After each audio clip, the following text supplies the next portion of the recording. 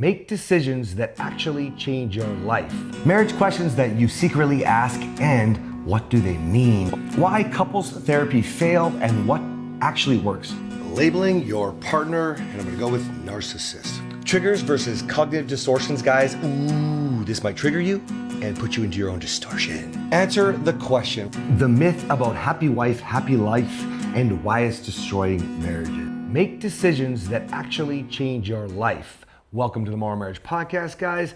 This is an incredible topic. Oh, we can go a million different directions. I personally, in my program, teach making decisions in, I think, 8 different spots, okay? Because it's really important. In fact, we have this 16 weeks to connection where week 3, everything's in order for the 16 weeks, by the way. Week 3 was specifically making decisions, and week 4, this week, is actually on anxiety. And the question was raised, well, why are we talking about anxiety after making decisions? Because I can think clearly if I don't have anxiety and I can make decisions. So the basis is this, like, you have different levels of making decisions. Some of them are just like automatic. They should be more like light bulbs. You learn this is wrong, so I don't do it. You learn this is right, and so you do it, okay? Because not making a decision, by the way, just I love this, is still making a decision.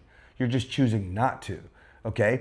You learn to stop making decisions to appease your partner, to fawn, to happy spouse, happy house, or whatever, and make decisions that are based off like what is right and what is wrong. That's like basic. By taking responsibility, you can basically make decisions for that counteract the shit that you've done wrong, okay?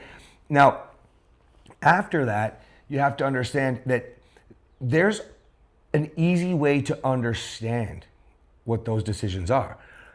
I like to teach it like the devil and the angel on your shoulders. You know, you've got the one person telling you all the things that you shouldn't do, the things that talking you into the things that you shouldn't do that are gonna fuck things up in your relationship, that are gonna fuck you up when you're trying to make money, they're gonna stop you from going to the gym, whatever, okay?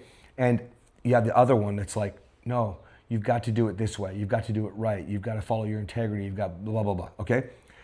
And when I teach this, often I'll talk about, just imagine sitting on the edge of the bed, like, I don't want to get up out of bed right now. Well, maybe it's better for you to think about laying in bed when you wake up. You're like, I don't want to get out of bed right now. Oh, fuck. Now, when you're not good at this, you have to get out of bed. You know that you're having the inner dialogue, which means you know you should get up, okay? I mean, obviously, let's say if you're feeling super sick and you've been feeling sick, you're getting worse. I mean, that there might be something but I'm talking about like on a whole in a regular day-to-day here, okay? So if you... I didn't know it was an option to not get out of bed. I just mean like early, get up early to maybe work out, for example. Wake your husband up. I heard that you can stay in bed all day if you want to. That's what I heard. Well, I know where I'm gonna be tomorrow. So essentially, we have to understand that this is just basic foundational shit. If you're having an inner dialogue, if you shouldn't or shouldn't, if it's right or wrong, I'll give you another couple good examples. You've wanted to stop having those 2 glasses of Pinot every single night, and you don't. You know you should, but you talk yourself out of it, so you're making a decision, right? Now let's take this further. I talked to a man at our live event who, afterwards, but I met him at the live event, and he was talking about what he can't stand when his wife is drinking. He just can't stand it. And he doesn't drink, okay? But what he started to get wrapping his head around was that her decision to not drink is really her decision. So he had to make a decision to support her, which is, well, I told him, well, you could probably start working out more. I see how big you are. You can start having a better example with your own diet. You could, you're already not drinking, but you could maybe get yourself healthier. Like, what about working out? Like all of these other things. And then of course there's a whole lot of connection stuff that we followed that up with where he could then go. See, these are all choices. These are all choices that I've talked to about this man. And now whether or not he chooses to follow through on them are his choices. But people don't want to do that, right? So the basics is really just understanding what is your decision and what is not, right? You know what I mean? And is it right or is it wrong? You have anything you want to add right now? Well, the wheels are turning because I did hear you having this conversation with this gentleman. And I've spent some time with these people. And this specific woman that is having drinks she doesn't change when she has drinks. She's the exact same person that I know when she's stone cold sober. So my first question when you started, so thinking about decisions. So he made a decision not to drink. She mostly doesn't drink, but if she wants to have some drinks, she'll have some drinks. That's her decision. Why is her decision affecting his decision when her behavior doesn't seem to change? Unless there's something that we're not seeing. But I also know this woman intimately, and she shares things with me as well. And so I've not heard even a lick of something happening. Now, we know alcohol causes problems, guys. We drink alcohol, and there have been times when alcohol has definitely pushed us over the edge. Most of the time, alcohol doesn't cause problems for us. So I can recognize that people can drink regularly and not have any problem. But this is an issue for him, not an issue for her, but then he's making it an issue. So my question is, because this is about decisions, why is her decision to drink affecting his decision to not drink? Why does that affect him so much? What is it? Because I could only guess, but it would be something about the nice guy. 100%. So let's talk about that. Because whether it's drinking or whether it's a difference in parenting, a difference in social interactions, it's a difference in potentially core values. So I have some ideas, but I would really love to hear specifically on this one. Yeah, well, let me give a couple of things for background first, because this is really important context. So the day after I saw this happen, we had the call, okay? So What call? Him and I were on the phone when you the next day. me, right? I think it was the next day. Yes, it was. And so I watched her. Now, I didn't hear much about the backstory that led up to this, but okay, so he took off for 30 minutes. He needed a bit of a break. He thought he did the right thing. I didn't clarify with him. I just said, as long as you told her you were going to take a walk, you need to clear your head. That's totally fine. I would like you to be the kind of man that wouldn't have to go for a walk, but currently that's where you're at, so you don't say or do something stupid. I get it. Communicate that and then go for your walk. Anyways, I didn't need to clarify that. I just gave him the instruction. And then I said, now I know for a fucking fact that you're looking for more physical intimacy and you're trying to have a lot more fun with her and she's not doing certain things. And I know you well enough to know that your insecurities, the past, the affair stuff, your mind is fucking running about what she's done with other men and what she's not doing with you.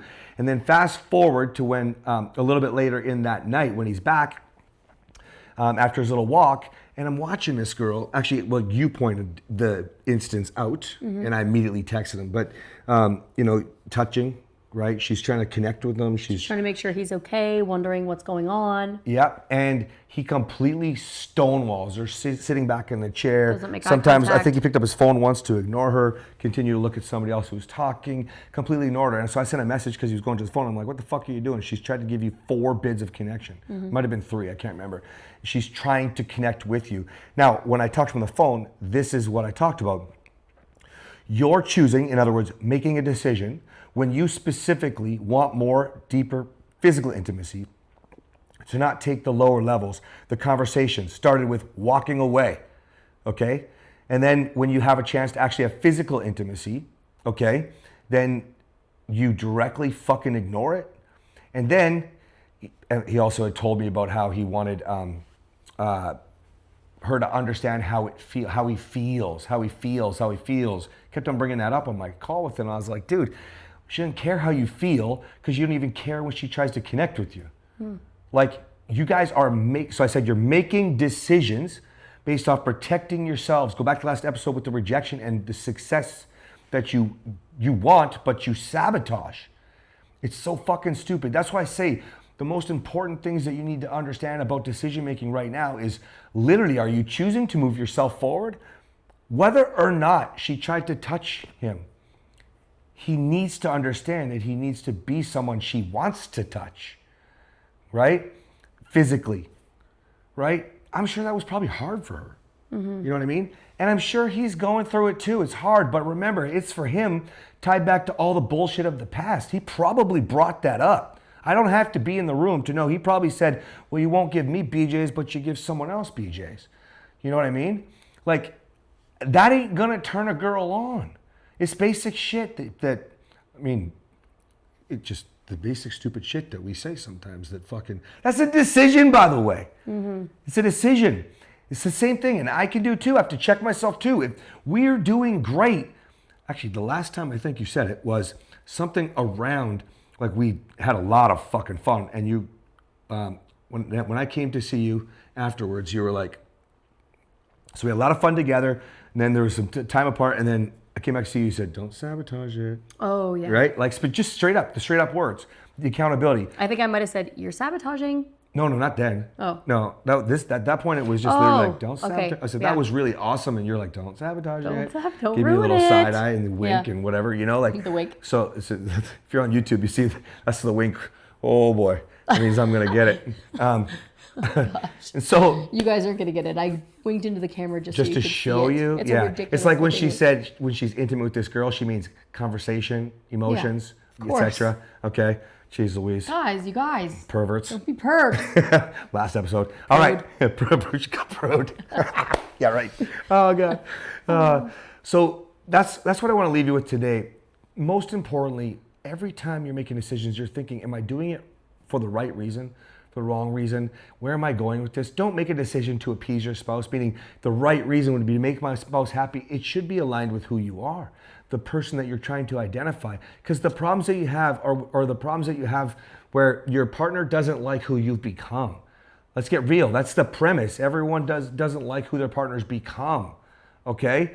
And that's why you're upset. That's why you cheat. That's why you fucking want a divorce. You want space, separation. You scream, you fight, you yell. You fight over stupid little shit instead of fucking actually addressing issues. Or you fight over big shit like sex instead of addressing the real issues, right? The real issues is we got a man who's very insecure and he's a little bit horny and he knows all about the tools that we fucking use and he's not using any of them. In fact, he's just being a big fucking baby. Those were the words I actually said to him. You sound like a big fucking baby. Said it just like that. Said it just like that. You sound like you're just being a big fucking baby, meaning victim. Literally, and I said, I could point out so many things that are wrong here in the last 3 minutes of you talking. Let's go, right? I make a decision to be as authentic and real with you so you can fix it now. But if you're gonna go back, and I haven't talked to you yet, but if you're gonna go back and do the same stupid shit, and I mean, I've talked to you before, so basically stupid shit, you know, like, then you're choosing, okay? You choose to leave, you choose to let go, you choose to fight, you choose all these things. Those are your decisions. I say this actually, I got this from you, I think. I say this all the time where it's like, just because your partner's fighting doesn't mean you need to fucking fight with them.